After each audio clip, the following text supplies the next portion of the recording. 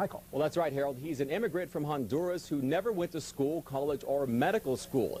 Yet the man known as Dr. Sebi claims to have found the cure for several life-threatening diseases, including AIDS. Too good to be true? Well, you be the judge. The lump in Myrtle Rick's left breast is gone. I haven't had any symptoms or problems, anything. Sabrina Peterson's son no longer disabled by sickle cell anemia. He has a lot of energy. I have to make him rest. Disease is cured by this man. His name is Dr. Sebi, but you won't find a medical degree hanging from his wall. Instead, a certificate of healing.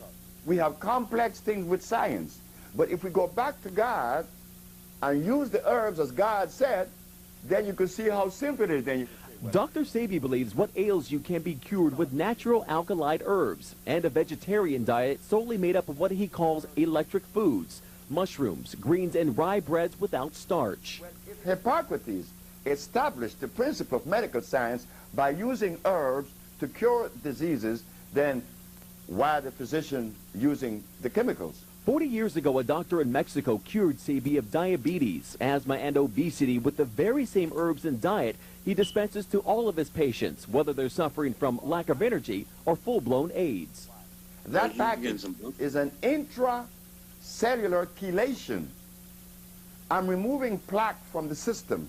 I'm removing inflammation. That is the base for all disease. And according to a medical affidavit provided by Dr. Sebi, it's working. It shows a patient diagnosed with HIV in November of 1993 was cured 2 months later. Thousands of patients worldwide swear by his methods and natural herbal medicines. In the tiny village, Lisa sought guidance. Oh yes, I'll just play the first minute of CBS News broadcast of Mr. Dr. Sebi, because we'll be talking about Dr. Sebi today. I'm here with my brother, FatVegan. FatVegan is one of the most qualified to talk about this. He's a qualified cell detoxification specialist. That's a bit of a mouthful, but we're here to debunk some of what was said by Dr. Sebi regarding his health claims and his diagnoses and things like this. And we're going to talk a little bit about Iridology. But I just thought I'd run through the rest of this news clip by CBS. We got about 2 minutes left, Vegan, if you're still there. You still there, my bro? For body and soul from an herbal guru named Dr. Sebi. Cool. Dr. Sebi, according to him, can cure anything. Everything from trying to lose weight to, looking for a cure for AIDS. People go there with hopes and dreams that Dr. Sebi can somehow save them. She had been through so many intense problems in her career and in her life and in her personal life that she didn't know where to turn. And this doctor, she said, had shown her how to really open up and cleanse all of the negativity out of her. She told me she was suffering with alcoholism and that she was smoking excessively, cigarettes, drinking and smoking. She asked me, what do I need to do to stay on the side of peace? I said, fast, do what Jesus did. She said, what did Jesus do? He fasted for 40 days and 40 nights. Midway through her 40-day ordeal, an obviously gaunt Lisa. Hey, I gotta stop it there, man. He said, I gotta do what Jesus did, fast for 40 days and 40 nights. We gotta touch on that too, huh? Spoke with MTV News. I've been polluting my body for 30 years. 40 days is not a long time to me to fast. 40 days represents overcoming death. It's the number of days that Jesus I'm nearly done. One minute left. Fasted for, and I kind of feel like I'm on a journey sometimes. Don't really know quite where I'm headed.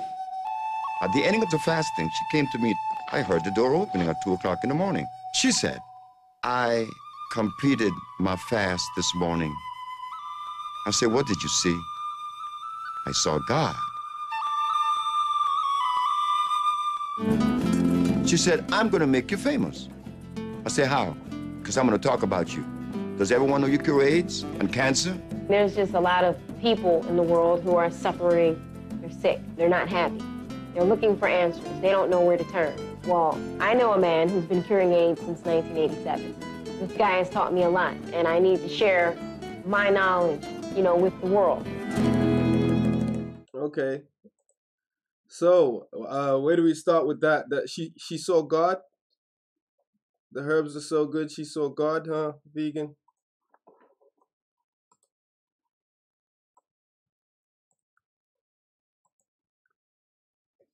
I think there's a bit of a delay. You're probably still watching the video. My bad, yeah. Yeah, man. I would start with the whole, I mean, you know, we know about the Jesus thing, but I would start with the whole fasting for 40 days and 40 nights. That that in itself alone is extreme. Like you won't have bowel movements. People ought to know that the fasting 2 weeks and not having bowel movements afterwards, let alone 40 days and 40 nights. Yeah. You know, that's a bit far-fetched. And if I would recommend anyone to do that, it would be after you know the state of your health. Right. It wouldn't be jumping into getting healed. It would after you have a great understanding of where your health is going, you know? Yeah. Dr. Sebi, I remember on one occasion, something I heard of his, not that I've researched much into him, just like, you know, very surface level stuff. He was a bit of an inspiration to me as well into becoming a vegan. But I wouldn't say I followed his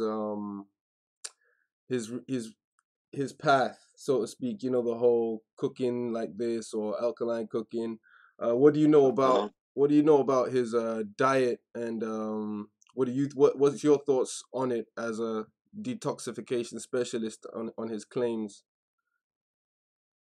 Like, I can come from firsthand, because before I got to where I'm at, I was what I call a CBI. Like, I swore by his food menu. I got books on his alkaline herbs and everything. And to a degree, and I told Allergic this before, the bigger picture is about eliminating acid.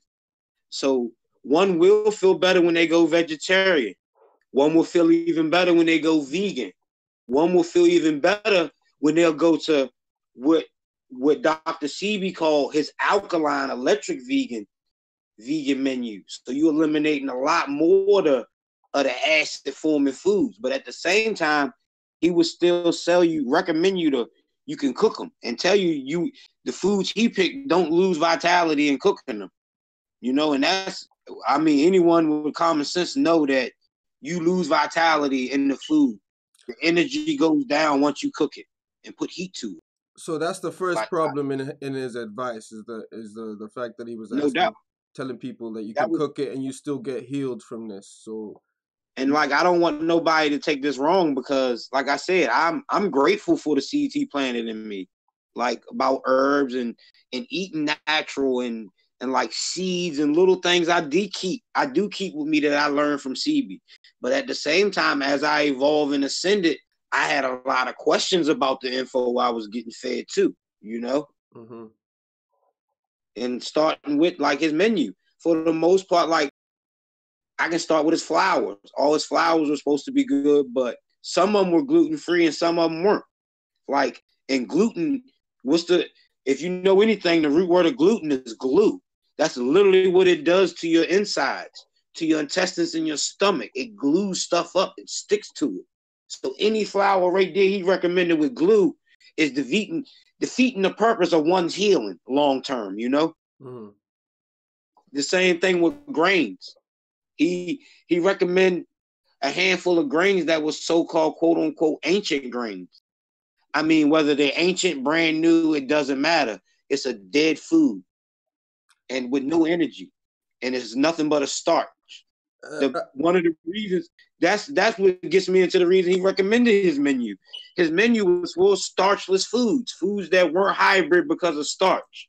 Well, all grains that I know about is a starch, cooked. Right. Just little stuff. My lights started to come on as I evolved and kept researching health and just wanting to know more about it. Didn't stay at the CB level. So what do you think about his recommendations of alkaline flowers and all these different flowers that are more alkaline? It's still not getting away from it. His herbs or his flowers? What do you mean? His flowers, like, because you know, like he recommends that grains, as you said, as well as cooked food, which we know aren't gonna. Flowers? Okay, yeah, bread. Yeah, okay, flowers, yeah. He recommended, that's what I hit on earlier when I was talking about gluten. Like he recommended a handful of flowers that were gluten-free and a handful of flowers that's not. Okay. And either way, bread in itself starches up your insides, and it's a starch. It'll paste your insides. Bread has to be cooked. You got to cook it somehow. So it could be seen as just an extra avenue for earning money, just to recommend particular flowers from a certain country or a certain area. Yeah, and like most people don't know didn't go that depth in food. So when they hear it, you put an ancient name on it, you can easily be food and be like, okay, so this flour will be better than your normal flour, you know? All the way down to spelt flour that I swore by for a long time, and I still use spelt flour sometimes. It still has gluten in it. That don't change the facts, you know? Yeah.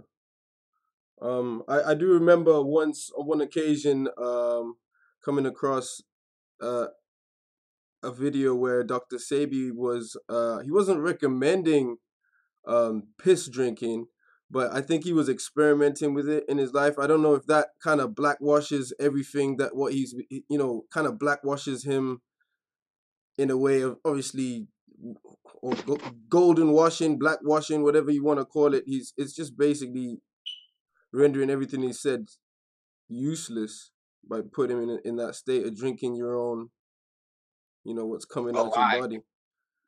I agree. You know, I want to touch on that with the lymphatic system. I agree, because like that's one thing that I'm a preach to ever when I'm teaching health, because a lot of people don't understand this.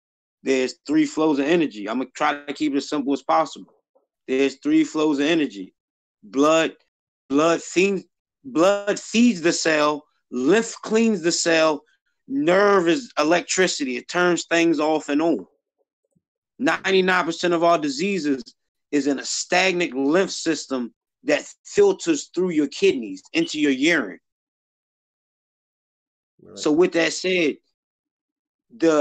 your cellular, just like you eat and got to go to the bathroom, every cell in your body eats and goes to the bathroom. Blood feeds it. It goes to the bathroom in your lymphatic system, which is filtered through your kidneys. So what we're talking about, we're talking you 100 trillion, 50 trillion cells, all of them going to the bathroom, what we call metabolic waste. All this metabolic waste gets filtered through your kidneys. So you're drinking the shit you're trying to get out your body, the acids you're trying to get rid of and get rid of disease. So it's counterproductive.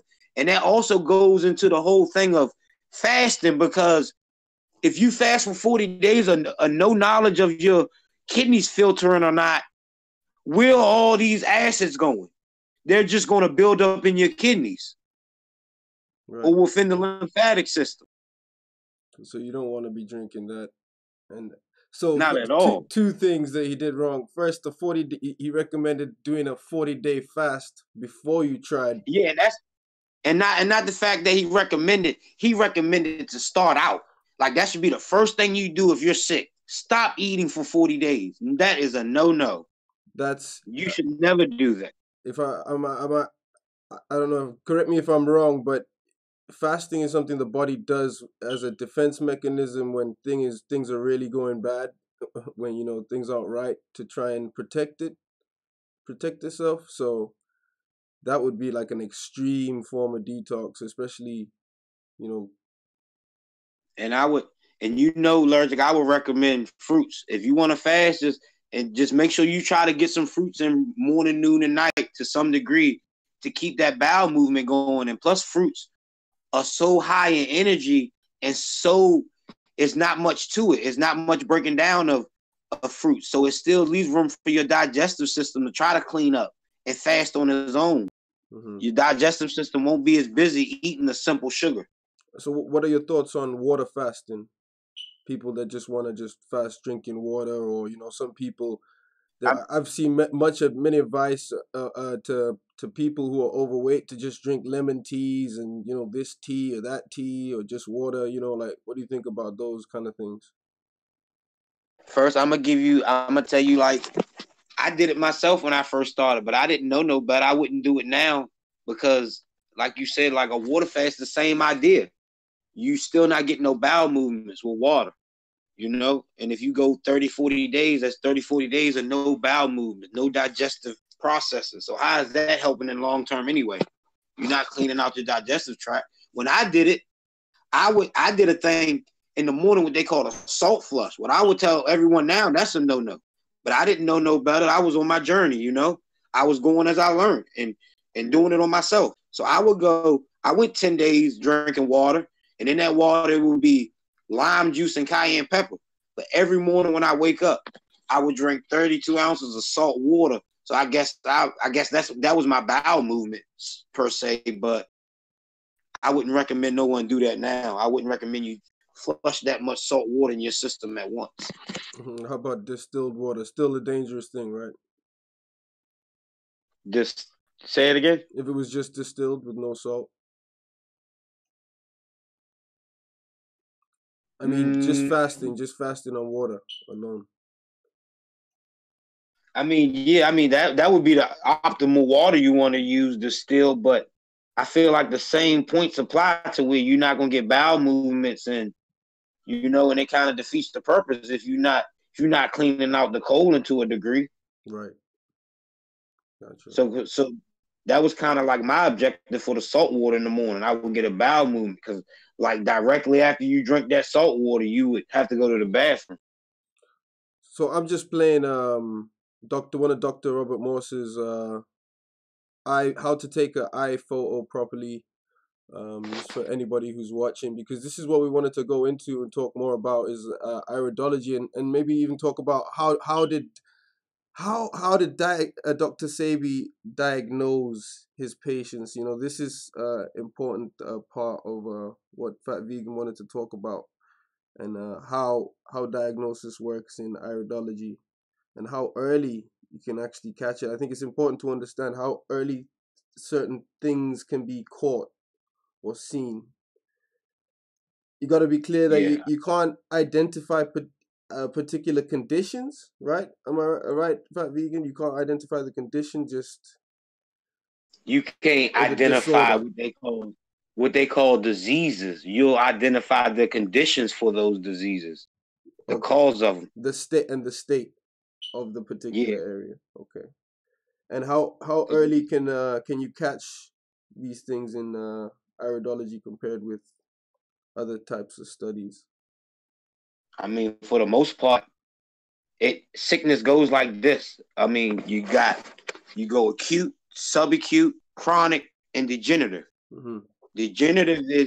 Degenerative is what we call a cancer cell, a damaged cell that's spitting acids on itself and the lymph not moving. With an iridology reading, see, usually in the medical field, typically speaking, they'll get to someone in a chronic situation because that's when they go there and it hurt to where they can't bear it no more. Mm-hmm. So they'll go there and ask and emphasize this, and then the doctor will give x-rays and put them through this process and then diagnose them with a name, a cure. Well, through an iridology reading, you can catch this at an acute and subacute level to where one is not even aware of these yet. It didn't get to the pain point to where they know about it, but you can already see it in an iridology reading. And that seconds my point about some of the questions. Another question I had with Sebi, how was he diagnosing people? Because in his court case per se that he beat, he is on the court. I mean, it is documented in the court to saying he cured, quote unquote, HIV. He cured, quote unquote, sickle cell anemia. Well, from my mind state, medical field own those. Those are just names. Those are the effects. Mm-hmm. Well, looking through an iridology reading, you can get the cause of those effects. And that's what we're looking for. And that's how you eliminate dis-ease. Getting the cause of it. They can call it whatever they want. If I get the cause of it, They can name it Abadabadaba. You know? Yeah.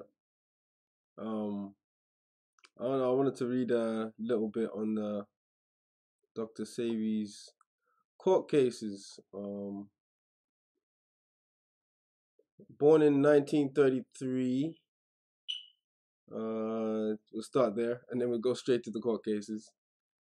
His first one in 1987, New York City charged him with a criminal charge of practicing medicine without a license.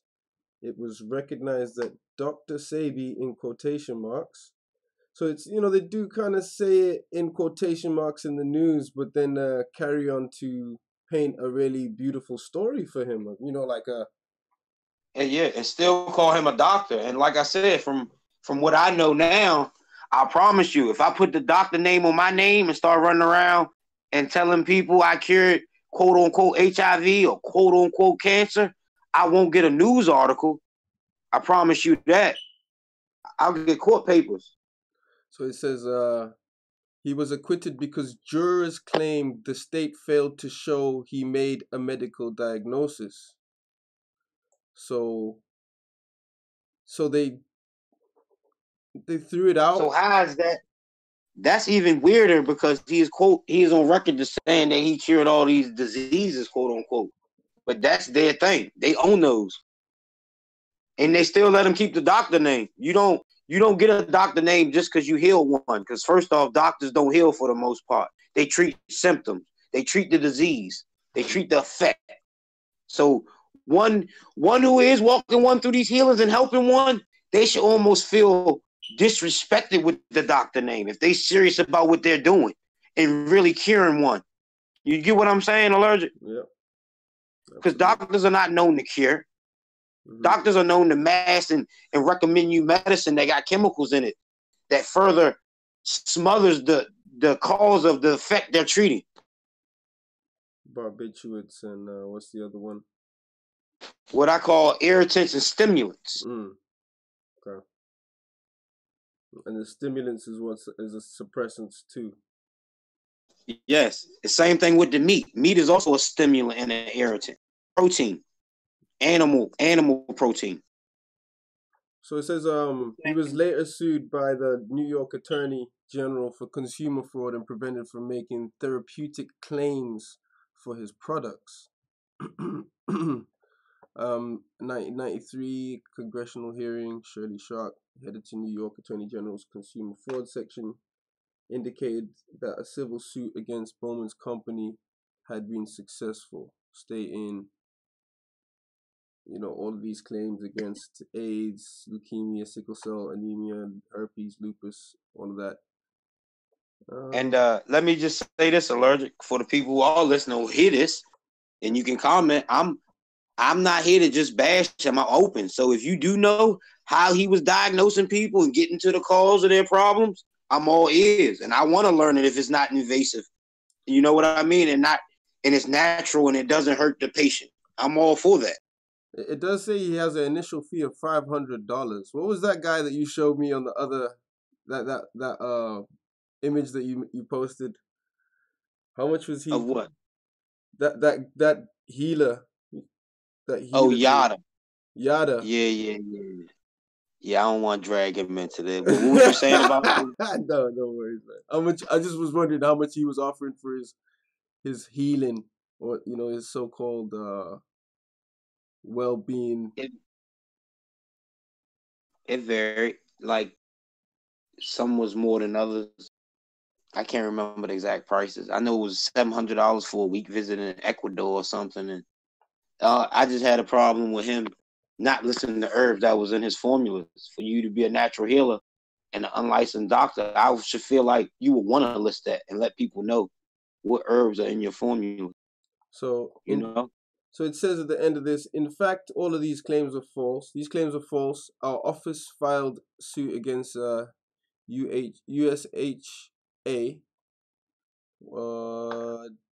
US, that's what's it, Herbal, I don't know if that's the Herbal Institute or whatever. But the biggest thing that made me question, that made my light come on, is the whole the doctor license. Like the doctor, to be able to doctor, it's a licensed field. It's not nothing. You have to go through their loops, go through their education. Whether you were born in South America, they have the same doctor education system going on over there too. So, you know, it's licensed over there too to get that title. Yeah, so his real name, Alfredo Bowman, not Dr. Sebi, nothing like that. So, you know, he's using a pseudonym or whatever you want to call it. Alfredo Bowman also was sued by, he sued Michael Jackson for not being paid in full for the treatment of Michael Jackson to help him overcome painkiller addiction to Demerol and morphine with his therapy. A lot of money outstanding, apparently. But, yeah, not much even in the way of his death. I mean, his death, it just says pneumonia. I tried looking on YouTube for what there was about his death, but it's just a lot of hearsay, you know. Right. There's a little theory held by some of his followers who question his arrest and death, claiming that there was a conspiracy to silence him because his teachings differed from the medical establishment. What do you think about that? Can you repeat that, please? There is a theory held by some of his followers who question his arrest and death, claiming that there was a conspiracy to silence him because his teachings differed from the medical establishment. I can understand that approach, and I'm one that took that approach too. When I first heard about him dying, you know, when I was at where I was at, when I heard him dying, I took that approach too. Like, that's the medical field taking him out. But when I further kept learning and just kept digging, it kind of seemed like he was kind of part of them. Like, you know, with the whole, just everything that circles around him, even until this day. About, like, his name is still on a lot of the websites, and I don't know about, I didn't dig deep, but I know at one point, one of his wives stole the name and business from him. Okay. So it's a lot of whirlwind going around about him, you know? And I never got a straight line to healing. That was my biggest question too. It's always just use these herbs and use these foods and you'll get out these diseases per se. But yes. Like, how does that work? The big question is did this guy actually go on trial and win? You know what I mean? Because this is what is posted all over the internet in these, you know, articles and stuff. Like, did he really go to trial and win, or is it just the fact that it was thrown out because of lack of diagnosis? You know, a little charade, another OJ charade. You know, one of those OJ cases.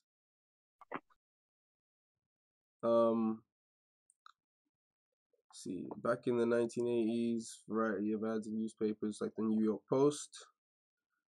Okay, so he ran ads in the New York Post that they let him do. Okay. Yeah, and they even put him on and we know to put him on a controlled info outlet as the news as a doctor, and then go to say he didn't do the licenses and didn't take the steps to be that licensed physician, but they give him the name. All types of lights came on for me. So he had 70 witnesses, but probably no proper medical diagnosis. So that's why it was thrown out. I don't know why they're saying he won. I don't get it. You know, but we'll have to look into that at a later date. Because, you know, the whole Nipsey Hussle thing's talking about he was going to do a documentary about Dr. Sebi. It's putting people back into the interest of Dr. Sebi and his Christ-like ways with the 40 days and 40 nights. Yeah, let me say this on that. And I don't want to beat that drum on that guy, but I just want to say that you got all these YouTubers and people out here praising that guy on a couple interviews talking about Dr. Sebi. When you got vegans and people out here helping people through these diseases right now. Like, you have these people out here exposing this, really doing it, walking it, not talking it in front of a controlled info outlet. They're really out here putting the work in, being the change that they want, helping people heal their quote unquote diseases. They're not just an interview away saying Dr. Sebi was the guy. You know what I mean? You get what I'm saying? Like, it's people out here living it and really doing it, exposing them. So that's the people we need to point out. Your Dr. Robert Morris's, the people who are giving you a straight line to healing with the lymphatic system, in which the medical field has no clue about unless they went and ventured outside their medical path. What are Dr. Robert Morris's credentials again? He's a colonologist? I don't know. That's Dr. Benson. That's Dr. Bernard Benson. Right. Who is Iridology. We're gonna get to him, but Dr. Robert Morris is like, you know who Dr. Robert Morris is, the detoxify specialist. Oh yeah. He's a naturopath and an herbologist. So what are your thoughts on the diet recommended by Dr. Sebi? The herbs, I think mostly recommended from Africa, because he did consider himself an African rather than African Honduran. Yeah, that's another thing my light came on. Like his diet and his herbs were for like the so-called quote unquote African genotype in everyone, saying that everyone came from Africa. Well, I know I didn't come from Africa, so I know my mother was an Indian. I know her grandmother was an Indian. So that's a big alarm bell that should be ringing in the heads of the YouTubers that know they're not from Africa, that are still promoting Pan-African herbal diets, need to fix up. That's a great point. But a lot of people don't go that far into, they catch the news clips and they don't walk the path, so they don't know what his diet really is calling for, I walked it for a year. Yep. I got 4 or 5 alkaline cookbooks directly from his cooking menu. I dove into it head first. You made a good point to me one time about that there's a herb for every ailment on every continent. It's there. Yes. It exists as a locally grown. You know what I mean? Like local to the country, indigenous. Yeah, and most truthers know they always got to give you out, and they can't. What can they do with herbs anyway? I mean, herbs grow out the goddamn concrete. They can't. How they gonna put a headlock on that? So you get dandelions coming out your damn sidewalk sometime. So let's delve into the diagnosis of iridology, and because that's what I'm gonna get. I've been doing little bits and bats here and there, behind the scenes with you, and I'm under the impression that there's many different types of iridology maps and readings and things like this, and it has changed over the times. But what is the importance of Dr. Bernard's particular iridology map compared with the others? Why I feel like his is so on point pretty much is he was a colonoscopist. So he literally mapped out these body parts and the nerves from the colon directly to each body part right onto the Iridology chart. Right. His 40, 50, 60 years of healing people through colonoscopy, he mapped out an Iridology chart depending on one's nerves from their small and large intestine. And like, go to that one I sent you, Allergic, in your direct messages. Direct messages. Right. Just how he first mapped it out. How he literally first branched off every one of them loops, every one of them waves, so-called, is a nerve on your small intestine or your large intestine. And I was just reading the history of how they found out with you, what I asked you earlier on. How did they start finding out that this iridology thing works? What was the first thing they noticed? And you mentioned the whole owl thing. You said Yeah. the owl got. Yeah, like it was he was 10 years old in what, mid 1800s. I forgot the guy name. We were just talking about it though, but he found the eye. He was playing with an owl, whether it was his pet or not, and he broke the owl's leg. So within breaking the owl's leg, he also noticed a big crack in the owl's eye. Okay. And when he fixed the owl's leg, he also noticed the marking in the eye leave. Well, okay. So it was a bone level. Right. Because cells turn into tissues, tissues turn into organs, and bones ain't nothing but a tissue, a hardened tissue. Okay. So iridology literally covers everything. Right. And what's the importance of the colon in the reading, in the iridology readings? I guess that's me just reiterating. I'm asking the same question.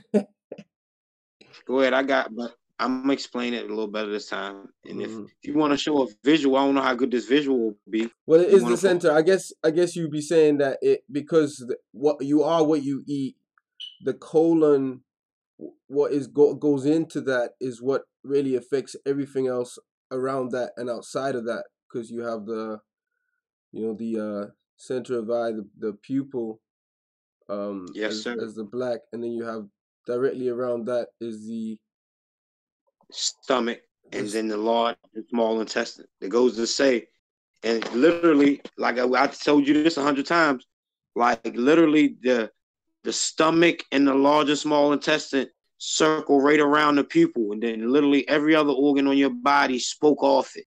That's literally ring 1 and ring 2. Ring 1 and ring 2. Zone 1 and zone 2 of the Iridology chart. Yes. So this is your stomach. The stomach touches the pupil, and the intestines touch the stomach. Right. So you affect the center. Everything else from the center is affected. What we call ripple effects out. The ripple effect right here. Yep, we got it. Love it. I'm trying to think what questions I have for you, man. What would you like to go into? Start with what I was just saying about how it's literally mapped off the most part from your intestines. I think one of your notes on here is how the lymphatic system shows in iridology readings. Say it again. How the lymphatic system shows in iridology readings. Okay, yeah, I'm at my notes, and that's a good question. Yeah, and all the other parts you can get. I'm gonna explain it like this: like when you read an iridology, you got your acute, your subacute, your chronic, and your degenerative, and those will go from white being acute, gray being subacute.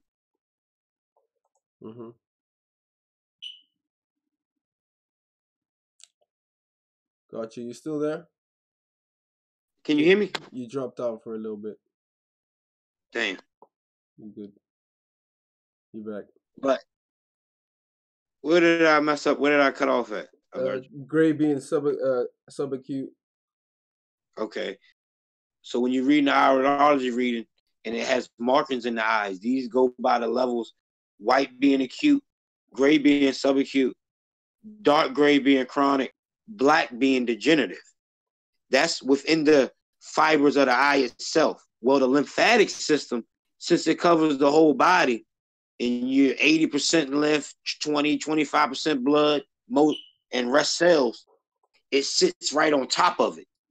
And that'll go from a white being acute, yellow, just like your mucus. Your mucus changes these colors too in sickness. White being acute, yellow being subacute, green or brown being chronic and degenerative. Chronic, and then your dark brown is degenerative. Your mucus do the same way, but your lymphatic system sits on top of your irid like a cloud. And there's only, and to give an example of that, there's only two color eyes, blue or brown naturally. So when one has a green eye, they're leaning towards a subacute lymph level because blue and yellow make green or hazel, which you get a lot of the times. Right. And some people are born with it and don't know it because doctors don't understand the lymphatics. The medical field don't teach it and don't understand it. So when you're born with green eyes, you're just blessed and born with hazel eyes to them. Not born with a subacute congested lymphatic system. You get what I'm saying? Yep. Let me see. And I'm gonna go right on like when you're reading it. Do you got the chart up? The Iridology chart. Allergic. Yeah. So yeah, somewhere here. Gotta go. Yep. The one that shows both eyes. Yep.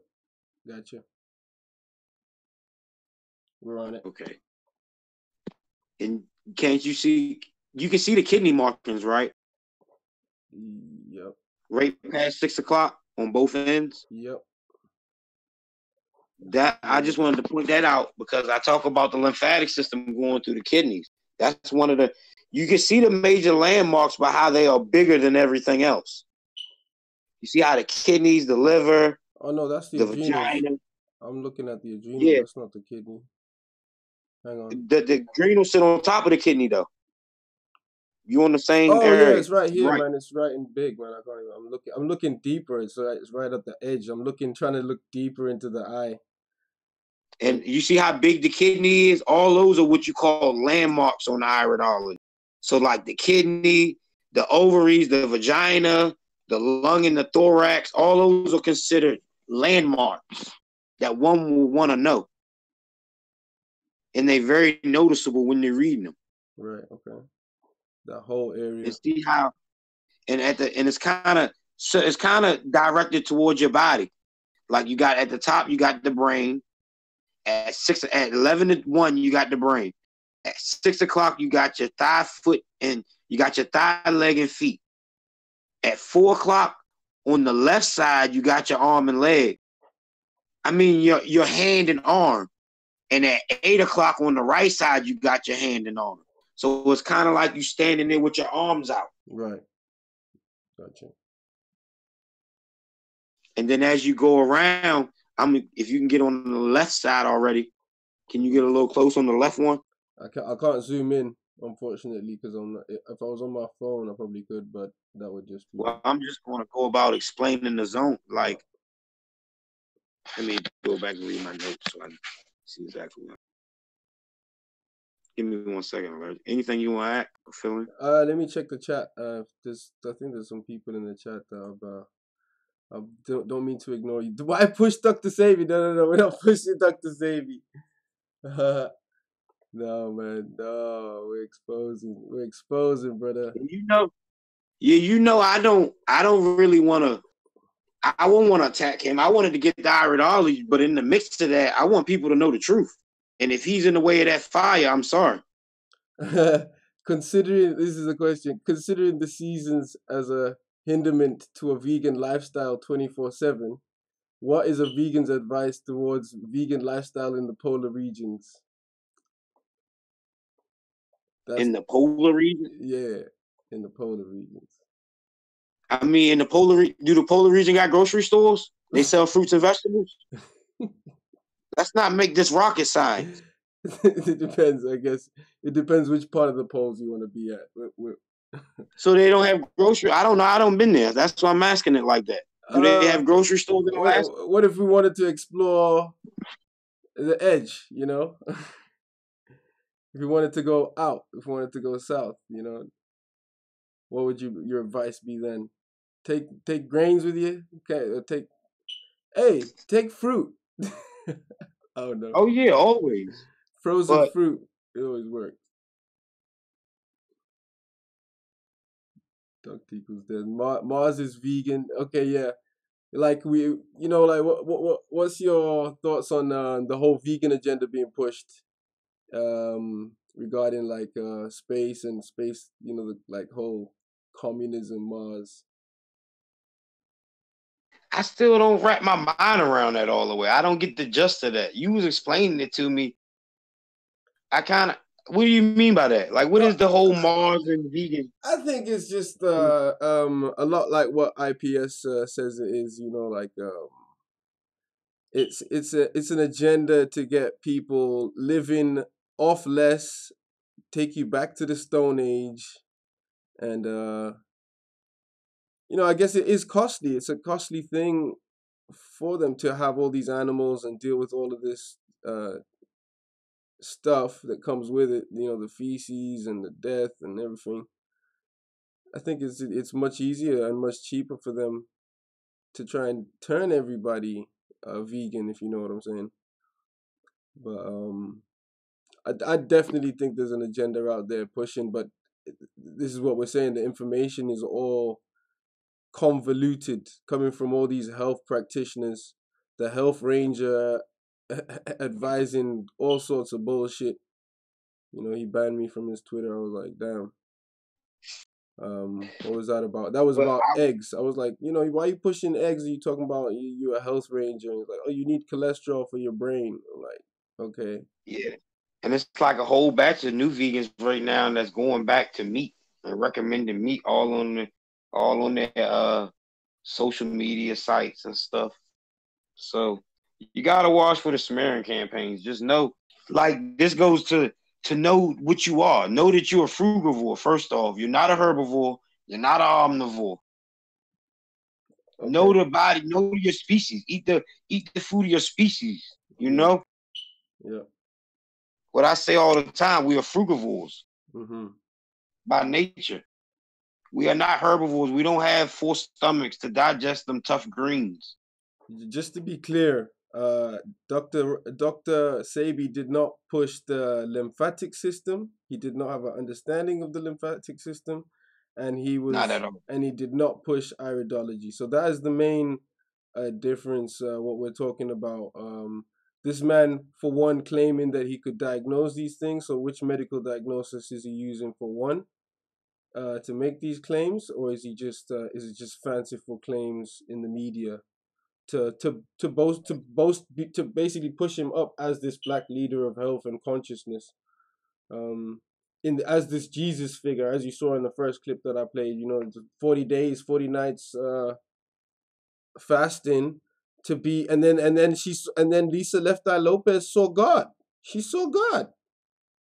I mean, I think that was Left Eye Lopez. It's not really my strong point. I don't really know their faces that well. I think it was. She looked pretty young in that. But yeah, you touched down. I think you hit it dead on the head with them 2 statements, Allergic, about it didn't address, or therefore didn't know about the lymphatic system, and never touched down on iridology. So you were kind of like treating the same way the medical field do, from my understanding. You were just symptoms. So one was feeling better when they left you. That, I don't think that goes to say you got rid of, quote unquote, their diabetes or cancer on a cellular level. And that's what knowing about the lymphatic system and iridology reading will do. You'll get to a cellular level. And like I say all the time, you'll get to the cause, which the diseases, or what they call diseases, the names they give them things, those are the effective things. We want to get to the cause, which is a lymphatic system, which is a congested lymphatic system, which leans over into your nerves, into your blood. Because of the acids, it's not moving. It's congested. So you're basically shitting into your blood. Your own cells are shitting into your own blood. Like I explain to you all the time, a cancer cell is a degenerative cell that can't be moved because the lymphatic system is congested. So it's sitting there eating. You still eating every day. So you feeding the cell. So now when it goes to the bathroom, where does it go with a congested lymphatic system? It goes to the bathroom on itself. Right. So I would like anyone to sit in their assets and tell me what happens to them. Just like a baby's bottom, when you don't change its pamper, it's going to burn. Disintegrate. Age. Yes, it's going to do what acids do. It's going to coagulate. It's going to drop your insides. It's going to hydrate you on a cellular level. We're not talking on a thirst level of drinking water. We're talking on a cellular organ level of hydration, dehydration. So I'm looking at some of Dr. Robert Morse's patients. I don't know, some of them, yeah, they look like they're doing pretty well on the colon level.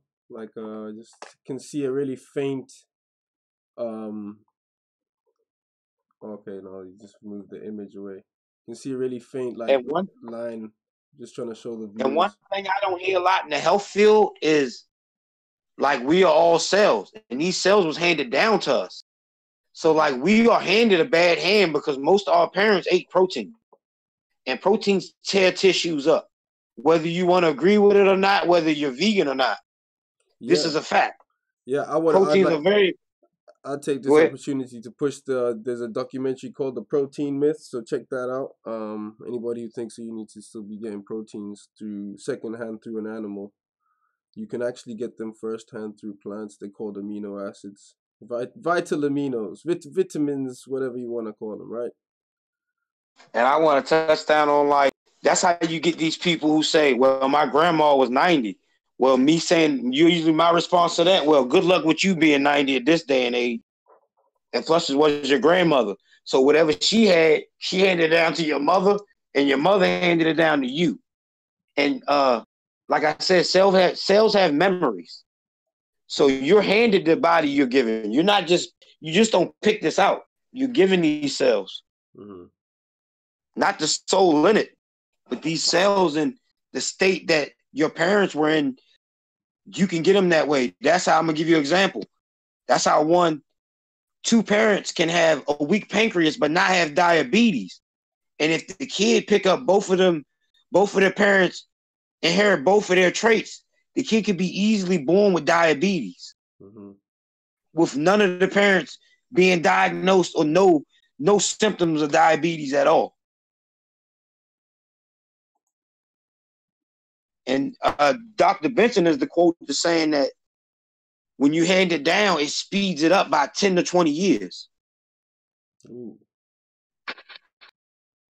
And I got a prime example of that, of one of Dr. Benson customers doing one of his patients in Iridology with a daughter and a mother both had forehead cancer at the same time. Mm-hmm. Remember, I think we talked about that case the last time. Yep. I think we did. But that's a prime example of it. They are 20, 30 years apart, however old the mother is compared to the daughter, and they both simultaneously had forehead cancer. That directly stemmed from the transverse colon. I'm looking for that case study again. I'm looking for it now so I can give you the date. Pull it up. Yeah, I got it. I got it. Yeah, showing you where he marked it out.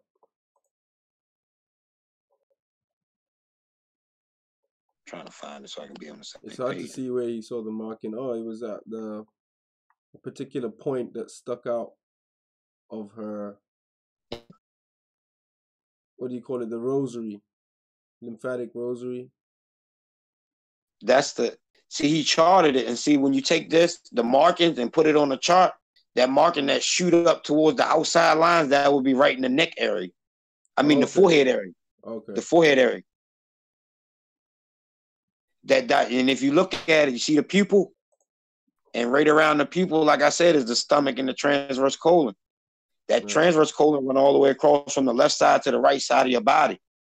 And the toxins always directly go right to the brain from your transverse colon. Damn. Just trying to see a section of So what I'm looking at. Throat, yeah, throat, face, or brain, yeah. It would be face, yeah, some part of the face. Or neck, yeah. I get you. It's interesting how they mapped it out, man. Like, It Oh seems yeah, like this information has come about in a really short space of time. in the last year, about for the dude who found out in 1860 something, and it's 2019. So what's that? 150 years? Wow. Yeah, that's not relatively long at all. Who was that? Did you say again? Say that name again. The guy who found the owl. Mm-hmm. I gotta look his name up. It's on the first page though. I flip right to it. Let me see if I got it here. It's not that. It's not this Ignaz von Peltsky. It was I'm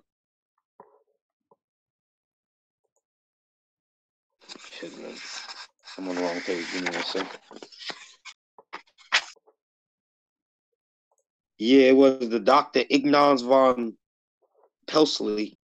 Yeah. Hope I ain't butcher his name too bad. Hungarian scientist, physician, homeopath, father of modern iridology. Yeah. Mm-hmm. And then the first guy to write it, to bring it over to America, to write a book on it was in Chicago, Dr. Henry Linlar. Okay, that's the USA. Yeah, he was the first one to write.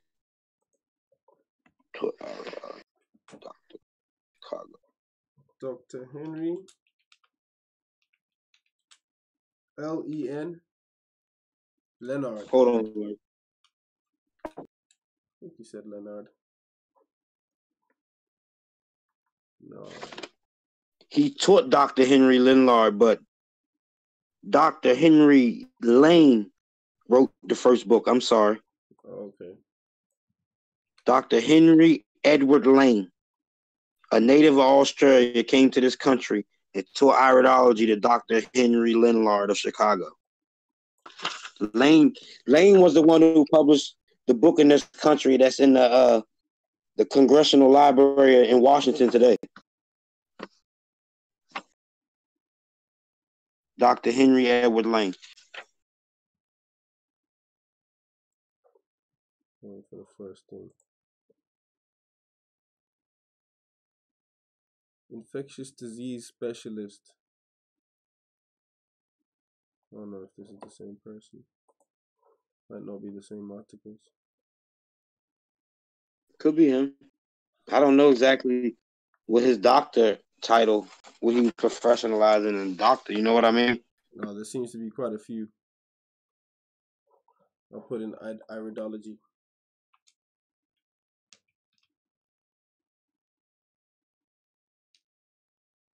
Yeah, but like the main thing you want to remember with this is that you get to it before you can see disease or one's discomfort before it gets to a chronic or degenerative level. Mm-hmm. And like that is so big to know. Because like I said, as far as allopath and medical field works, you go in and you say this hurt and then they diagnose it. So you already at a chronic level of discomfort when they start to try to addressing it or whatever they do to attack it. Chemotherapy, mammograms. Yeah, all the shit that's toxic to your body. You know how that works. That will suppress the cause of any disease or discomfort. I don't even like using the word disease. I'm just trying to look through the little historic articles. I'm looking at horses now. They got pretty big eyeballs, so like that'd be really interesting to look at animal studies too, like because they got some really massive. But we can. But Allergic, we can address those plates. Remember the ones I was talking about? Remember I was calling them plates. The rings, the 7 rings. Yeah. Mm-hmm. And go right from there. If you just want to stroll down there, and I talk about each one of those, just kind of read the caption and show them what it looked like, because it's great pictures for it to identify with it. Yeah, just looking at some crazy horse irises. That's crazy how they look squished when they're unhealthy. The pupil looks squished. So I'm looking at the rings. On February 23rd, right? Okay, I have to go back then. Rings, 7 rings. Yep, gotcha. And I just wanted to go down. You see how circulatory ring? Just want to address each one of them markings in them great pictures, you know? When one is go to read their eye, these little things they can figure out when they first look at it. It's in a bad condition. So did you already clicked on the circulatory ring one? Yeah. Can you read the caption? Because I'll read it. Or I'll just talk about it. Many iridologists also divide the iris into zones which form. Where you at, like? Hold on. Huh? Am I on the wrong thing? We on different pages here. Am I... You on February 23rd? Am I Iridology? Yeah. And what's the first thing? Zones in the eye? Yeah, zones in the eye 1 to 7. Yeah. It says many iridologists. Okay. Go ahead. I'm sorry. Go ahead. I skipped to the next one. Go ahead. Okay.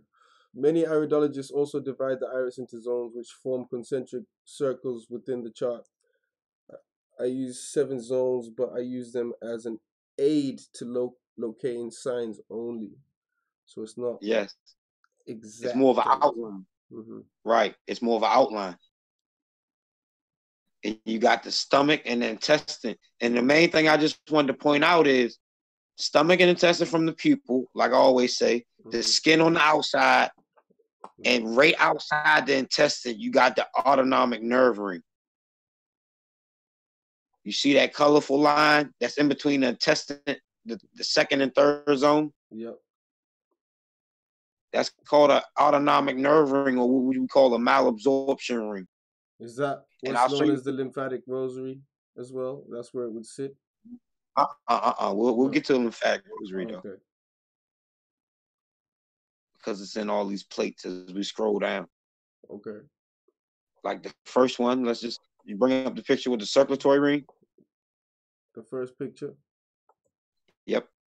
Yep. And it says the circulatory ring appears as a bluish purple ring on the peripheral side of zone 7 when the blood is not returning back to the venous, right? You'll get this purple. You'll get this purplish outside on the outside of zone 7. And I got that in my eye. So I know exactly what that is. You know what I mean? Right. I literally have that purplish going on the outside of my eye. And that's why I want to just go down and address each one. So when one look at their eye, they know what they're looking at, per se. If they see these things. When in the next venous return of the blood is hampered, okay, indicates the conditions are right for varicose veins to develop, okay. Next one, sodium ring, also called the cholesterol ring. That's in zone 6, I'm thinking. No, zone 6 and 7. Here. Sodium ring or cholesterol ring indicates heavy sodium intake and high blood cholesterol levels. So milky white ring in zone 6 and 7. Okay. That's the sodium. And it's a different color ring than the one we about to see next. It's a different color white. Right. Okay. As the anemia in extremities, meaning blood is not going to wherever you see these white levels in the next one. Anemia. Okay. Anemias. So it looks like first stages of a new moon or something. Top half is cut off. And it says the anemia and extremity signs represent compromised circulation to the brain and other extremities. It can appear as a crescent in the upper portion of the iris, the lower portion, or both simultaneously. When at the top, it is known as an arculus or arcosensillus. And we'll get a good picture of that. And the next one is an arcosensillus. Okay. Arcosensillus. Where are we looking here? Okay. It looks a bit yellowed out on this. Yeah. But it's the same idea with the one we just read about, anemia and extremities. Right. And it says a major circulatory indicator is the arcosensillus. of the arc of old age. It is a crescent shape. Say that because this usually appear for older people, but not nowadays. We see it in younger people nowadays. But back in the day, the 60s and 70s, whenever they wrote this book, it wasn't common in the youngsters. No, that just goes to show you another example how they speed up shit through our food and shit. Bad health habits and toxics and everything else. So next we got the scarf ring. Yes, sir. What Someone called it. The hell am I looking at? The dark rim around the iris in zone 7. Okay. So when it's darker instead of being lighter or duller. And it indicates problems with the elimination of toxins through the skin. And the darker it gets, the more it goes from acute, subacute. You know what I mean? Right. Chronic to degenerative.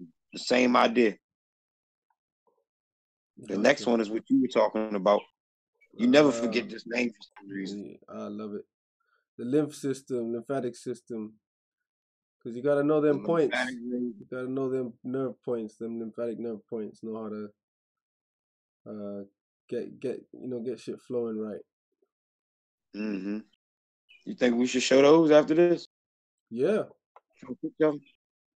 So no this doubt. rosary, to me, it looks like it's wrapping around the colon, like the nerve system. Am I wrong?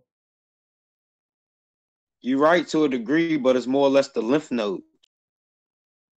Because when your cell goes to the bathroom, before them acids get to your kidneys, it usually goes through a lymph node that cleans it up, use what it can of it. Got microphages in them lymph nodes to break down destructive cells. And when your lymph nodes are congested, this is what you'll get. And I'm just gonna read the caption. A lymphatic rosary is a string of cottony appearing puffs that indicate heavy. I just realized I got it wrong. I was thinking the rosary is the yellow bit on the inside of the eye. It's not. It's those little cotton puffs, like you just said, around on the outside, edge, right there near the skin, because the lymph system is near the skin, so that would make some sense. And the lymph nodes, and like I said, the lymph node is that septic tank in between your cell going to the bathroom and your kidney.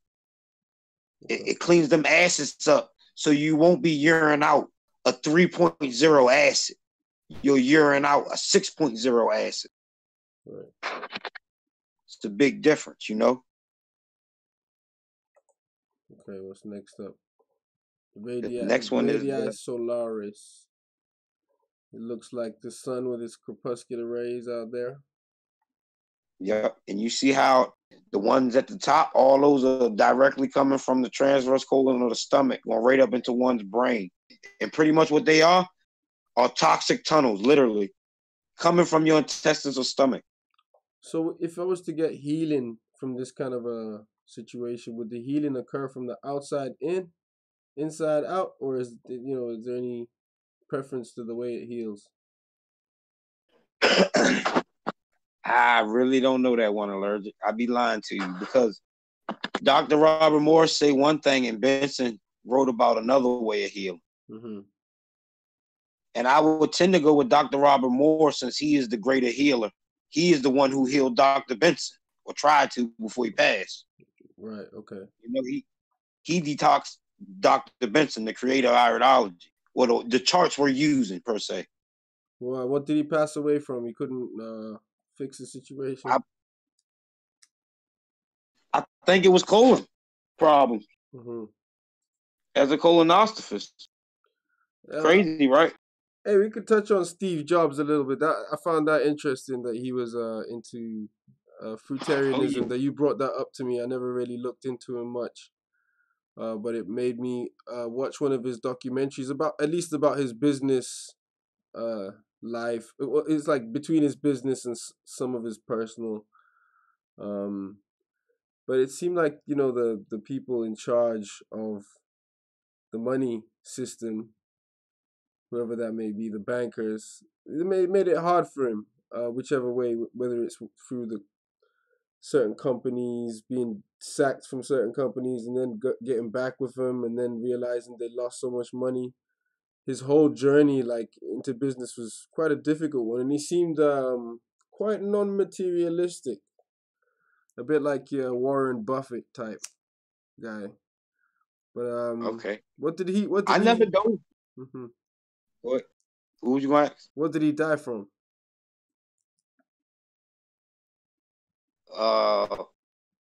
Some sort of cancer. I don't know directly where it was at though.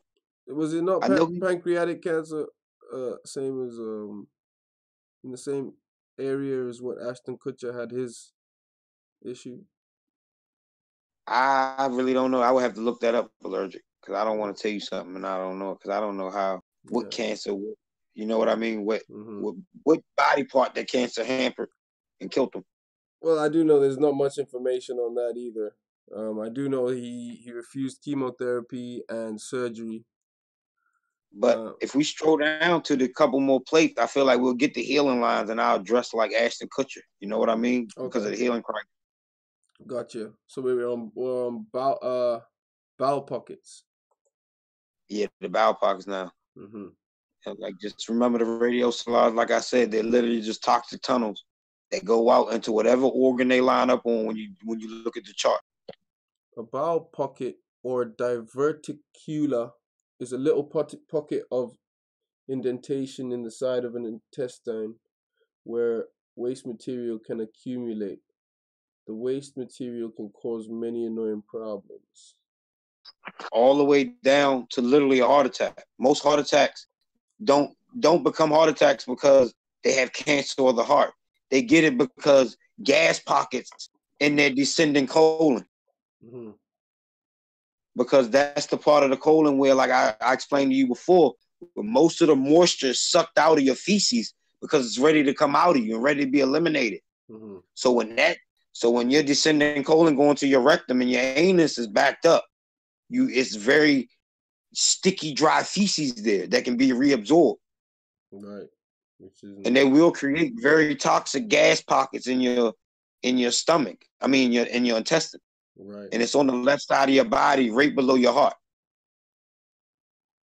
Yeah. So many heart attacks come from gas pockets and not from a degenerative heart condition. Mm-hmm.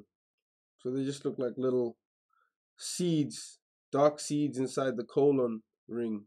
Inside that autonomic nerve ring. Yep. Yeah. Okay. Oh, that's the autonomic nerve ring. Gotcha. That would involve the adrenals. That would involve the whole intestine as a whole. Okay. Going all the way around it, and how bad of a condition is in it. Gotcha. But anytime you're dealing with nerves, it will affect the adrenals, yes. Because most of your neurotransmitters come directly from your adrenal gland that sit on top of your kidneys. So the next one is miasm or miasm? You could miasm, however we want to say it, right? Potato, whatever. Right. A miasmic iris is also called a dishwasher eye because it's murky, lackluster color. The effect is often from some type of body pollution, such as medication or environmental toxin. So them toxins will absorb through your intestines and get spread throughout your whole body and get what you call this dishwasher looking eye. Yeah, the eye color just looks like everywhere, like flames, right? Right. Okay. So that would be difficult to see where this guy's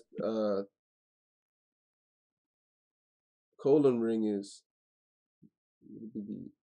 Yeah, in this example of that picture, yeah, but 9 times out of 10, your colon rings stick out. You won't miss it. Okay. Because most of us been pounding proteins our whole life. Okay. Dead grains and dead foods. Then we have the absorption ring, which is when absorption ring is present, it means that nutrient absorption from the small intestine is compromised. Look for a reddish brown or burnt umber edge around the pupil. Okay. And it doesn't always appear orange. But you see how if you look at the pupil, you see how that little extra, like a dark area, kind of come outside the circle? Yeah. That's your malabsorption to your small intestine. And you can notice that like that. So it's coming straight off the colon, straight. Right off the pupil, yep. Crazy. And like I said, another way to notice malabsorption, when that autonomic nerve ring starts to become thick and white, where it starts to stand up like a 3D. That also indicates malabsorption. That's usually to the large intestine, though. I can't wait till we can get some eye picks up in here. The next one. Overactive stomach, underactive stomach. So the overactive here is showing some kind of a squishing of the pupil. I don't know. It's just not a squish, it's just the coloring of the stomach right around the pupil. Okay. And I'm going to read it. The stomach sign, when visible, is a perfectly circumferenced ring of discoloration. When light color indicates the stomach is overactive or has too much acid. When dark, it shows the stomach is underactive. It is transparent when the stomach is fine. Here's indicating overactivity. And the picture itself, meaning it's lighter than the pupil, than the rest of the eye. I'm sorry. So it's almost pointing you direct to the source of the problem. That would be the stomach being one of the worst places to get your problem because that's starting at the center point. Facts. And you say a good point there, because when it comes to radiosolaris, they're harder to remove when they come straight to the pupil than when they do just coming off the intestine. Meaning when the toxic tunnel starts in the stomach, it takes longer to get rid of than when it just starts in the intestine. Right. So you right on with that. That's crazy. Open lesion, closed lesion. Oh wow. Oh wow. That's crazy. So that's an open lesion. Damn. So this rip, instead of looking seed shaped, it's got a real open section coming to If it's open, meaning if it's open, usually toxins are still getting poured in to a degree. If it's closed, the lymphatic system then pocket it off. And then you'll start to see the outlining of that closed, get the white lining on the outside of that closed pocket. It'll start to become thicker and thicker and thicker if you don't detoxify. Okay. And I'm just going to read the caption. The open lesion resembles a coral with the gate flung open. It is usually a V shape or a U shape. The closed lesion has a perfectly circumference border. It is usually almond shaped, but sometimes elongated, spindle shaped or loop like.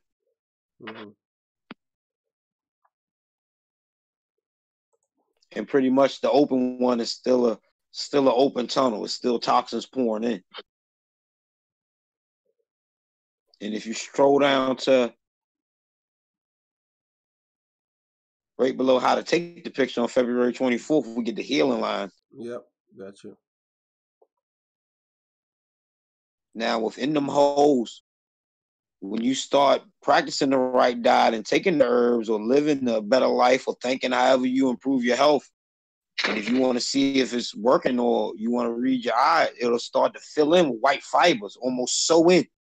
But it won't, it's not always a direction to it. Them white fibers will sew in every which way till it fill all the way back up. Let's see if I can get up a comparison. Rob Wild, I think he does a good comparison of before and after, right? Should have looked this. My Wi-Fi keyboard. Nothing's working for me, man. Like every time I want to do one of these streams, shit slows right down. I know I gotta close some windows. Now you can just keep going, man. My keyboard needs breaking in two. Coming up now. Was we just talking about healing lines? Yeah. But yeah, that brings us right into when one does start detoxifying and start eating less food, eating foods with not acid ash, you might run across what they call a healing crisis. Mm-hmm. So I mean, and it's pretty much as simple as everything you did to your body, you're gonna undo. So that's not gonna come without pain sometimes.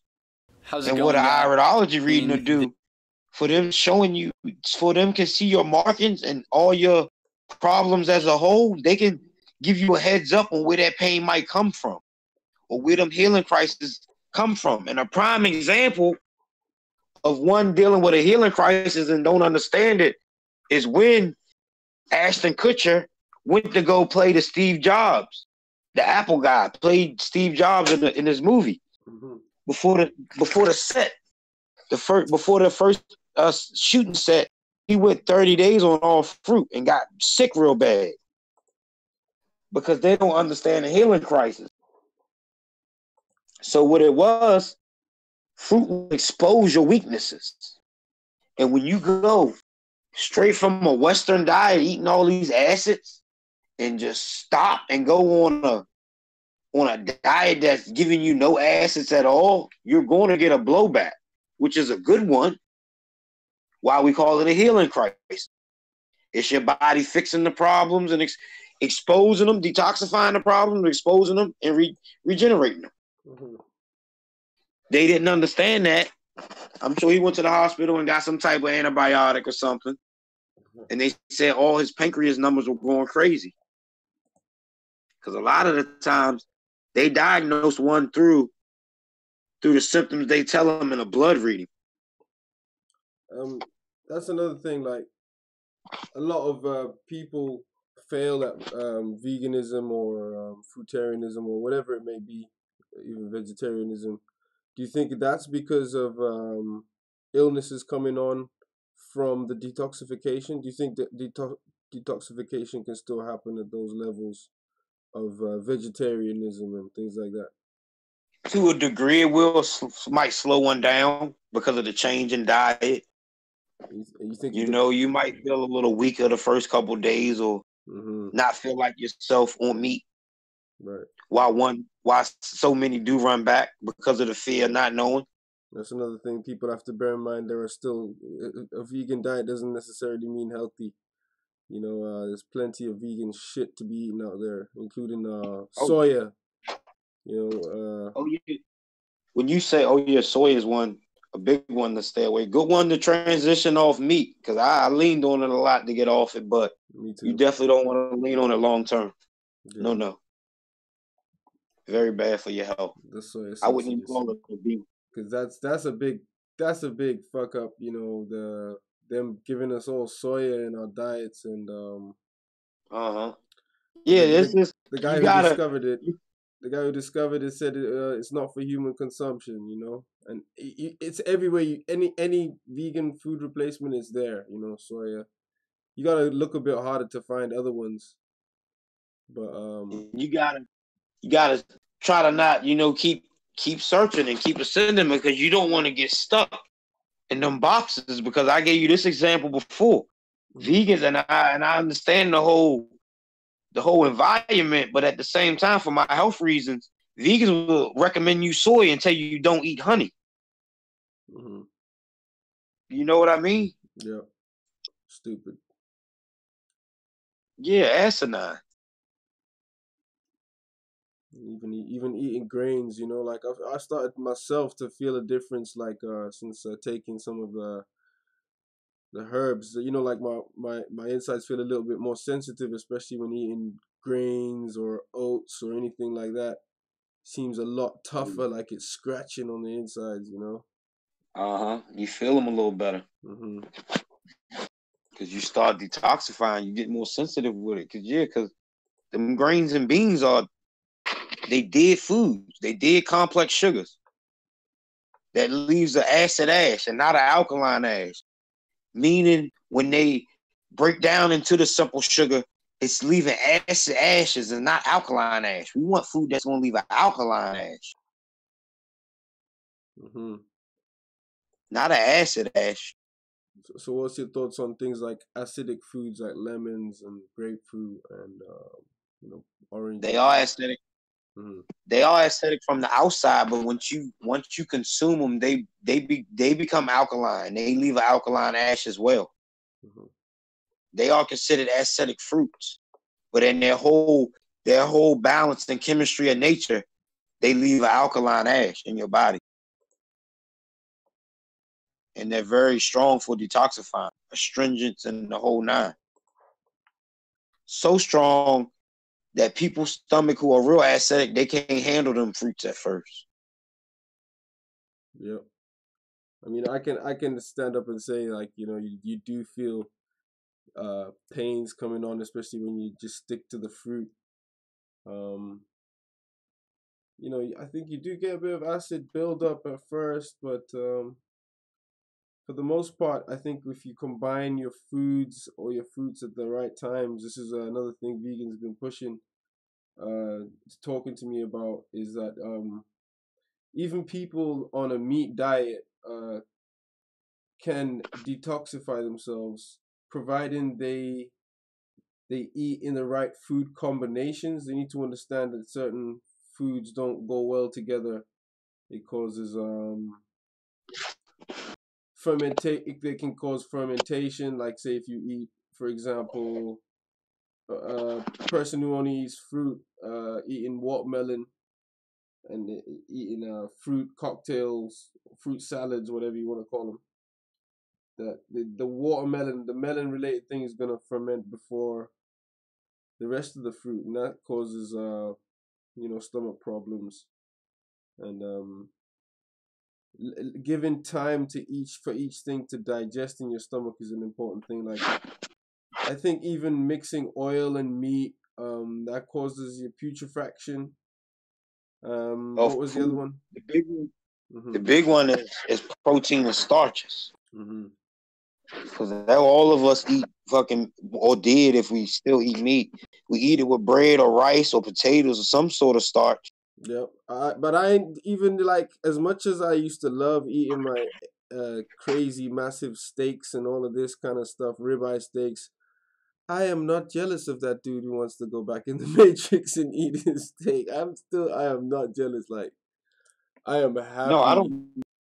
Yeah, I don't miss that, none of that at all. Not one little bit. I'm with you. I'm happy with the food I got. You know what I mean? Like, I agree. And what was we just talking about? I wanted to say something else before you mentioned that Matrix dude. What were you saying? What was we just talking about, bro? Damn. You know it happens, man. It's been a long stream, bro. Don't you worry, man. It's just you and me. Oh, food combination. Yeah, combos. Yeah. Like, I was back to what I was saying. Like, you can even have bad food combinations when you're eating protein, which is even worse because you'll get fermentation or more or less putrefaction.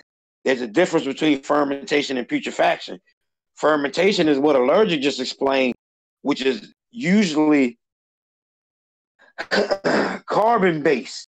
Putrefaction is usually nitrogen-based because you put them starches and them proteins together and they cancel out. Hold on 1 second, Allergic. Can you add on to that? Well, I'll keep bringing home the importance of eating at different times, having a good time between each meal. I think even it goes as deep as even like the times you drink your water at, try and keep everything separate. Like, think of your stomach as its own mind. You can't think of many things, 5 things. It's difficult to think of many things at once unless you're an expert at multitasking. But you want to give your stomach one thing at a time to digest. And the main point that I love about, I'm not fruitarian myself. I'm really trying to eat more fruit and incorporate it into my life. But I think the most interesting thing is that, fructose does not require insulin to be digested. into the system. So it is the best thing for a diabetic, or I agree. And it's also what you say they put into those medical drips when they put you on a drip. Yeah, like like when you first go into an ER and you feeling bad and you get an IV, that serum they put, that serum is to get down inflammation. That is exactly what fruit sugar does at a very consistent and high level. Right. And also gives you energy. So you're just going into hospital to get a bag of fruit water. Alkaline juice to knock down inflammation and pain. And then shove bullshit down your throat after that. Yeah. When fruits do that to begin with. And also just keep in mind, whenever you're dealing with any form of inflammation, it's smothering acids already. You already have a stagnant acid situation somewhere in your body. Yeah. Always inflammation equals acids. Yep. Always. I just want to let it be known, even though we may be preaching fruitarianism, it's a lot harder to get to than what I thought anyway. Same here. I know it's the right way.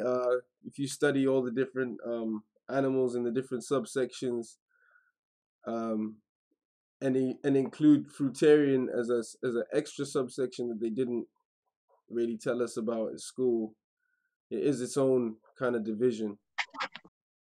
I think some chimps may fall into may break the rule though. Like I think it's bonobo chimps that eat meat and stuff. Depending on the environment and what they got, no doubt. Okay, I guess you could say the same about humans. Yeah, but the difference between us, we have consciousness, and we can put together evidence to show that long term this shit ain't right for us or the environment. Not just us. Then we do all this. We do all this and land all these livestock, and it's cancerous to the environment. And how ironic is it? The same shit we livestock and kill the environment with is cancerous to our body when we eat it. How ironic is that? Yeah. Coincidence, you think? Yeah, I'm just looking at some of your memes. Yes. No, it's crazy. Like, I think most of the time we're scared to look at the facts because we love the food we love so much. Like for me, the most difficult thing to give up was cheese. Like I was brought up eating all different types of cheeses, your blue cheese, Roquefort, your camemberts, you name it. Like the strongest ones, I was eating that from, an early age. Like it was like a part of having a classy palate, you could say, like that's what my dad pushed upon me. Like I was allowed to drink a little bit after a meal, a little bit of wine with some cheese, and that was me, But like later on in life, I think it's come to bite me in the butt because having stomach issues for a long part of my life, IBS and things like that. I've never really knew what the cause was, and now I could say it's a feeling. It's my opinion. And I've spoken to a lot of people with similar issues, and they say it's cheese is one of the biggest problems. The cheese being 70% fat, high salt, fluoridated salt content. It's a really addictive food, and I when I'm ever promoting veganism to anybody that's willing to listen, I mean, I don't go pushing it on people. I used to, back in my day when I first came across the information. But what was I saying, vegan? When I used to push veganism or something. I remember my point. I don't know the point you was getting to though. That I wouldn't push it. Oh yeah, what I would push is not so much the not eating meat thing. I would push that if you avoid dairy, that you're doing just as much goodness, as far as morality and the question of morality when it comes in regarding males being killed for veal in the dairy industry from cows, and the chicks that just get put into grinders and things like that. When you start talking about moral questions, I'd like to start there, because I'm like, look, you're doing a great thing morally too. You're saving lives, as well as avoiding some of the most dangerous foods and causes of disease that we have, including milk, cheese. I think milk being linked with osteoporosis, cheese the same, as well as many other IBS and stomach issues. I even spoke about eggs, I think before with you, containing like 100, 200 different types of bacteria and microbes that we don't even know what their function is yet. So it's like we don't really know what it is we're eating and why these bacteria are there and what they're actually going to defend against. So they're going to defend against you trying to digest this thing, Right. There's a lot of depth that goes into and thinking that goes into veganism. It's like so many layers to it. Save yourself, save the environment, go inside yourself. Right. But mostly we're trying to make the difference to ourselves. Like I said, like we both know, me and vegan, that fruitarians to be what our species is. It's a fruitarian And when he say frugivore, I can get the 80-20. Like, and it's not easy. Like, we sit here and say that all the time, but I found out, like, through my journey, I'm still hooked to cook foods. Like, it's not so much anything in general. I just need something cooked. I need that acid, And you mentioned healing occurring in some people who are on meat diets still. Like total reversals. I think did you say something like a 60-40 diet? What were you saying? Or was that the 80-20? I don't know about no reversal, but Dr. Benson was such a good colonoscopist that he was reversing certain symptoms and illnesses, still recommending dairy and meat, which I found amazing for me knowing what dairy and meat does to us. Right. That was what we were talking about. But I wanted to piggyback on that food combination earlier too, because there's also, like you said, there's a wrong way of eating fruit. Like if you eat melons, you shouldn't mix it with no other fruit. You should always eat melons by themselves, and you shouldn't mix fruits and vegetables. I'm trying to look for that particular post at the moment. True Health, March 4th. I was sitting here looking at it.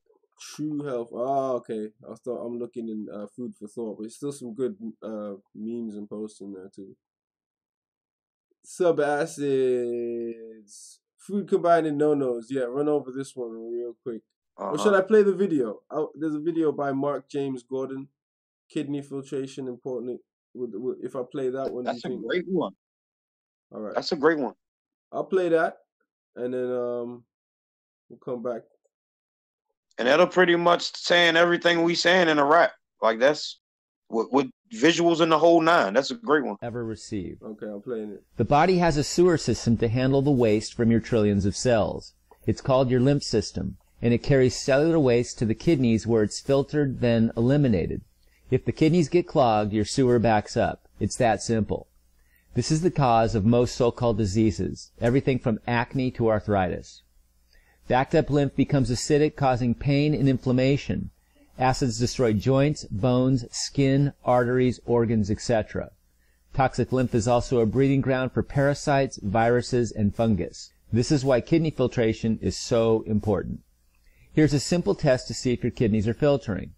Don't consume any liquids 3 to 4 hours before bedtime. Urinate into a glass jar first thing in the morning. Don't worry about the color. Don't drink it. Do not drink that shit. Do not copy these pee-pee drinking ass fools. That is lymph. If you see cloudy shit in your pee-pee, that means you are getting rid of shit. Do not drink that. Like people like Haunted and stuff want to recommend drinking your first pee in the morning. Sorry, I had to stop there and say that because you people are out of your minds. If it's cloudy, your kidneys are filtering lymph.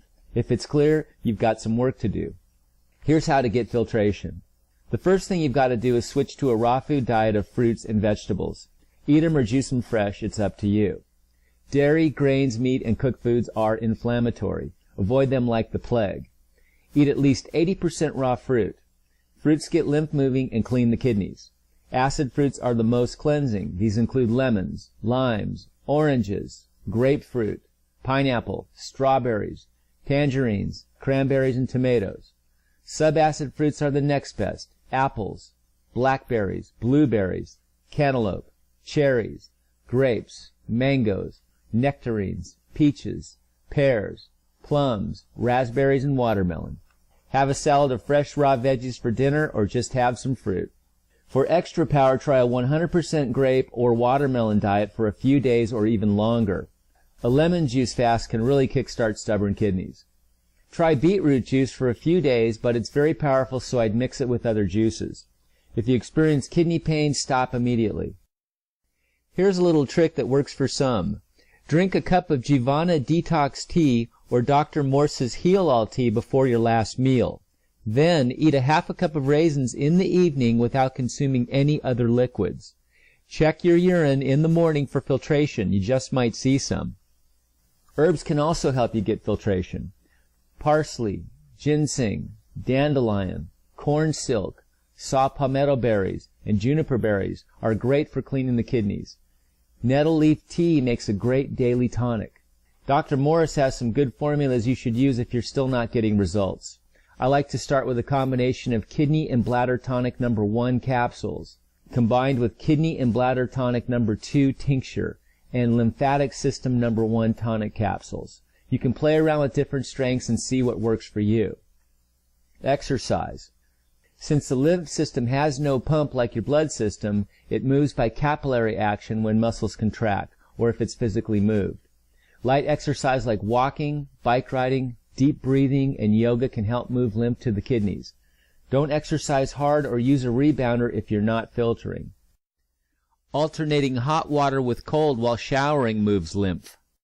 Massage, including lymphatic massage and dry skin brushing, help too. Work on the adrenals as well. The adrenal glands control the kidneys, so they must be strong. A good way to check adrenal power is by your blood pressure. Your systolic or upper number should be around 120. Adrenal herbs can help bring this up. Siberian ginseng, licorice root, parsley, astragalus, and dandelion can help. Dr. Robert Morse also has an adrenal gland tonic in both a tincture and capsules. If you have tried all of this and are still not filtering, you can try a raw kidney bovine glandular. You will find links to herbs, glandulars, and more information below in the comments section on YouTube. When the kidneys finally break loose, you will see lots of sediment or clouds in your urine. Inflammation will start going down and the body will alkalize and rehydrate. Tumors and cysts will disappear. Pain and swelling will subside. Damaged organs, tissues, and cells all over the body will begin to heal and regenerate. You will start to look and feel much younger and have lots more vitality. Congratulations, you're on the road to Wellville. This can take several days, weeks, or even months to get going. But be patient. The results are worth it. This is one of the greatest things you can do for yourself, so what are you waiting for? I wish you much luck and success on your journey, and may God bless. Yeah, man. Video done. What did I want to address about that video? There's something I wanted to talk about.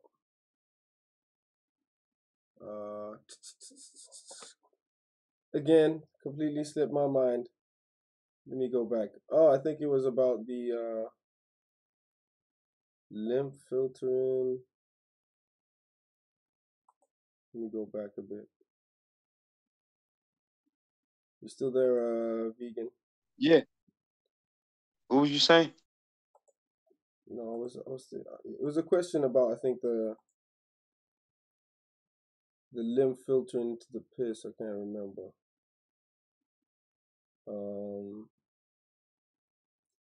Oh yeah, I think I asked you before, like how to test for the amount of lymph.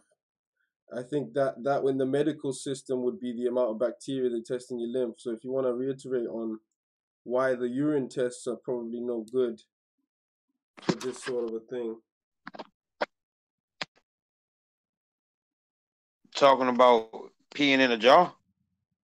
You know the urine tests that the medical industry do. You know, when you're saying they find bacteria in your urine, then they say you have a urine. Oh yeah, if they get a whiff of that kidney filtration, they see cloudy urine, they will give you a kidney. They will say you got a kidney infection. Will give you antibiotics for it. When it's the opposite, you're getting rid of what they call disease, discomfort. You're eliminating. Yeah, I think we pretty much touched on everything there, my bro. That's it. I will go. Allergic, go to February 5th on True Health. February 5th, True Health. 15th. Where we at? 17th. What? Ain't no February 5th. 15th. I'm sorry. Okay.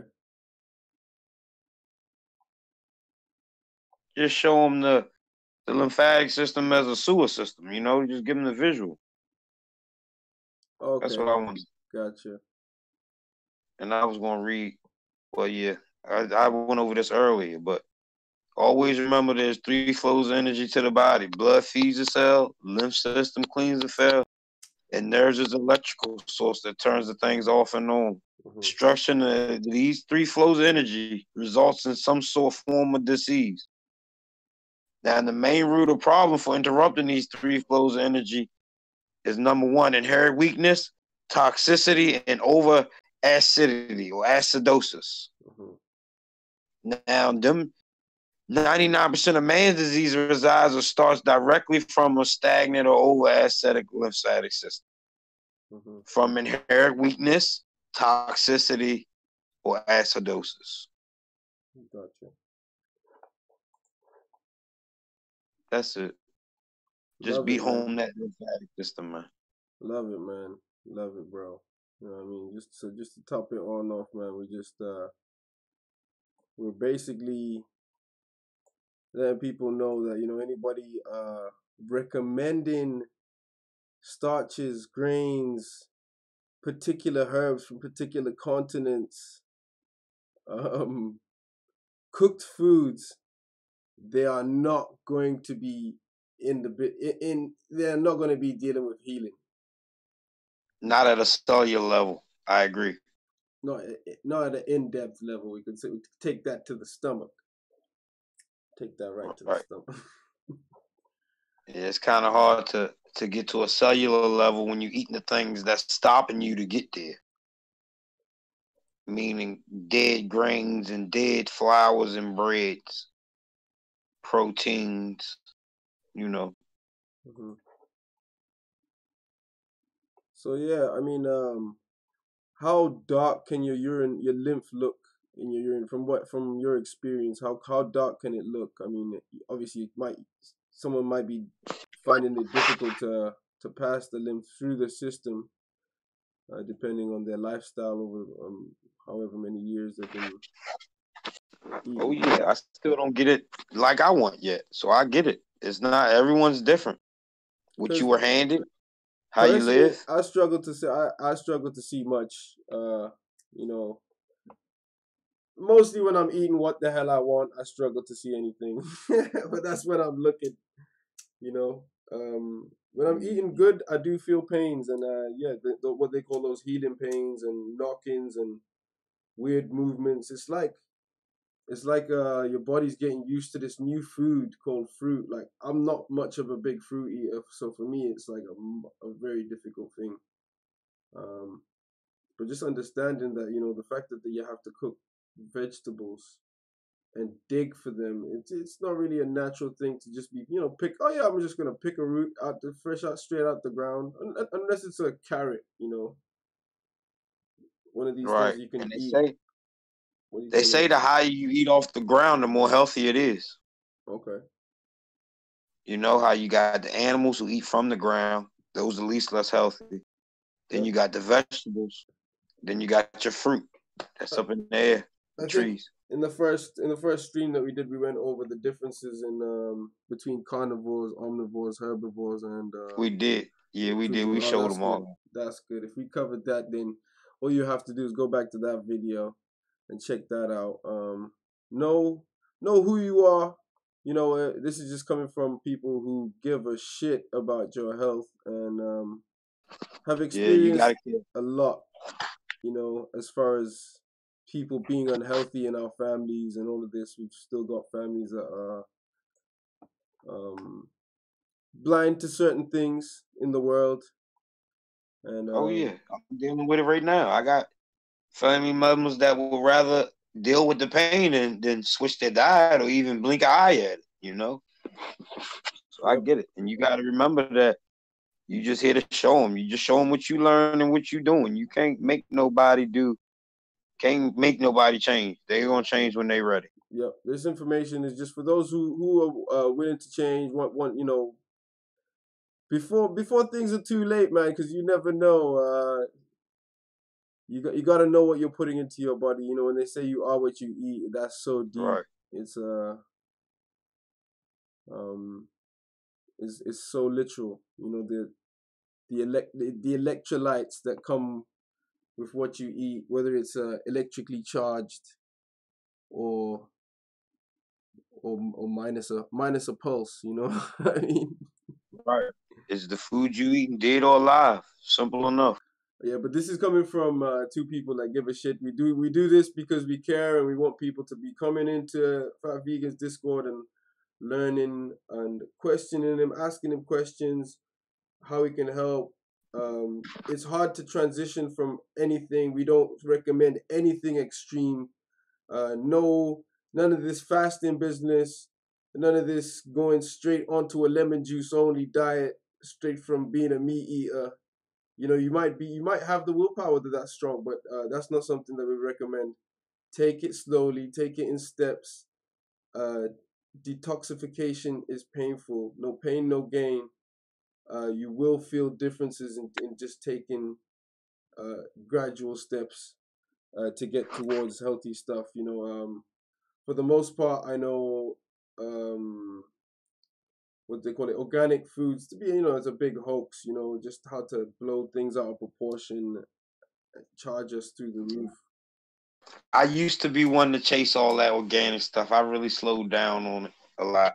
I don't really chase it as much as I used when I first started, per se.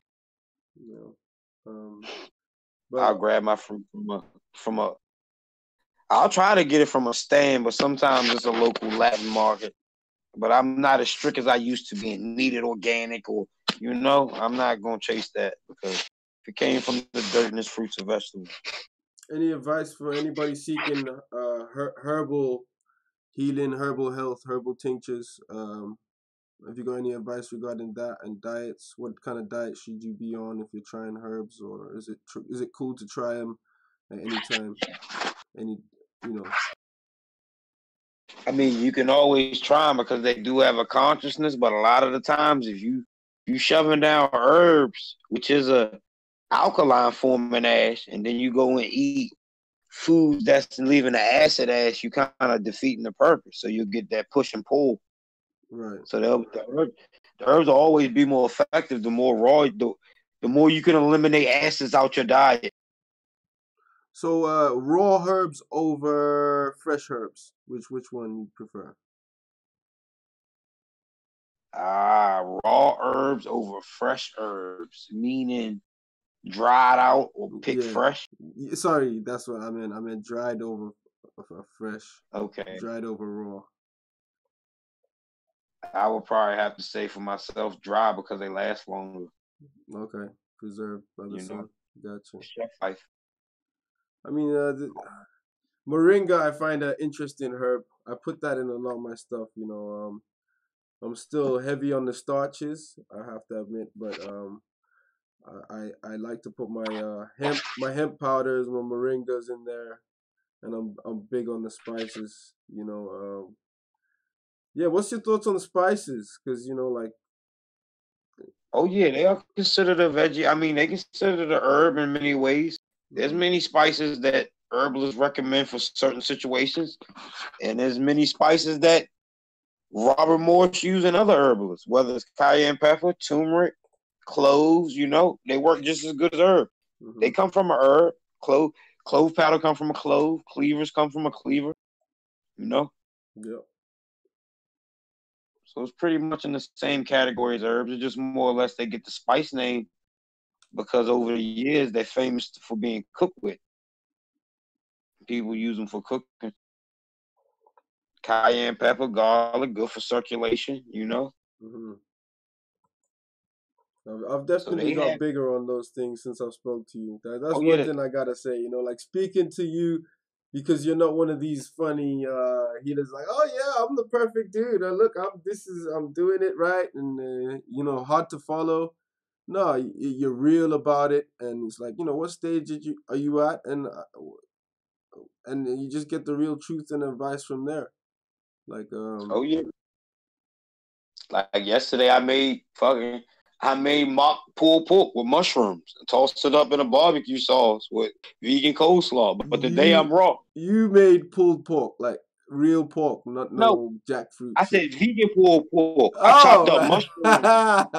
Okay. Vegan food. I chopped up mushrooms and gave it like the pulled pork texture, gotcha. And then tossed it in the sauce. Made a vegan coleslaw. You know. Yeah, man. So we can't wait for the restaurant. We can't wait for the restaurant to come out, man. We sit here and preach this raw, but like I said, the more I try to push the raw, the more I notice how hooked I am to cook foods. None in particular.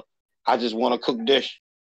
So anyone out there who's listening, check out Fat Vegan's Discord in the description. I think I only put it, you know, for 5 people. I didn't expect many people to want to come and join, but if anybody else needs an invite, I will send that out. However you need, message me on whether it's YouTube or Discord or whatever. But it's been spiritual, my brother Vegan, man. I'm gonna close off the YouTube, and actually I just checked the chat for now, see if anybody's still there. Yeah, we got WhatsApp from the HLTC, and that's pretty much it. I think maybe my chat might have cut out. But yeah, it's been a big stream, man. I appreciate that, my brother. Man, no problem, bro. You know I'm always trying to get out true health and healing, man. Health is wealth. Yeah, man. Peace to the YouTube. Peace to the YouTube streets. From the back streets of Discord. One love.